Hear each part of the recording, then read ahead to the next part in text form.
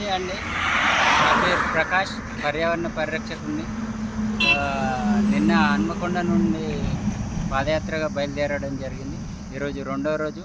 ప్రస్తుతం రఘునాథ్పల్లికి దగ్గరలో ఉన్న ఇక్కడ టోల్గేట్ దాటాను. సుమారు 2 గంటల ప్రాంతం అవుతుంది. ఎండ తీవ్రత చాలా ఎక్కువగా ఉన్నది. అయినప్పటికీ నా పాదయాత్రను కొనసాగిస్తున్నాను. నా పాదయాత్ర యొక్క ముఖ్య ఉద్దేశం ప్లాస్టర్ ఆఫ్ ప్యారిస్ విగ్రహాలు వాడొద్దని, మట్టి విగ్రహాలు వాడాలని. ఎందుకంటే ఇప్పటి నుండి అవగాహన కల్పించాలని నేను నిర్ణయించుకున్నాను. ఎందుకంటే ప్లాస్టర్ ఆఫ్ ప్యారిస్ విగ్రహ తయారీదారులందరూ ఇప్పుడే తయారు చేస్తారు.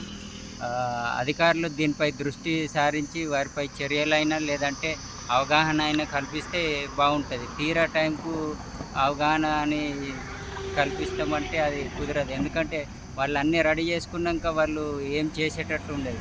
కాబట్టి ఇప్పటి నుండే 2 నెలల ముందు నుండే మీరు చేయాలని నేను కోరుకుంటున్నాను.